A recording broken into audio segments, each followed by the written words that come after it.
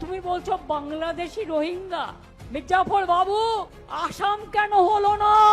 হলে হারতেন। আসামের লোকে ভোট দিত না, ফলস ভোটে যেতেন। আমি চ্যালেঞ্জ নিয়ে বলে যাচ্ছি, ইলেকশন বাউন্ড 4টে রাজ্য, বাংলা, তামিলনাড়ু, কেরালা আর আসাম একসাথে ভোট হয়। 3টে অপোজিশন রুল স্টেটে আপনি এসআইআর করলেন, কিন্তু আপনি নিজের ডাবল ইঞ্জিন সরকার, চোরদের সরকারেরটা করলেন না কেন? মাই কোয়েশ্চেন নাম্বার 1 টু কুর্সি বাবু, যিনি সবে চামচা দিয়ে দুধ খেতে শিখেছেন বিজেপি। সবে না, অনেক কিছুই আছে, ইতিহাস যিনি তৈরি করে গেছেন। কুর্সি বাবু, এবার বলুন, যদি রোহিঙ্গার বাংলাদেশিরা আসে, রোহিঙ্গা যদি আসে, আসবে কোথা দিয়ে?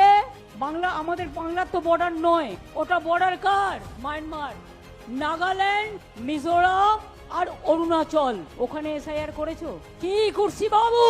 চ্যালেঞ্জ করছি তোমায়, যাও নর্থ ইস্টার্নে আগে ইলেকশন করো।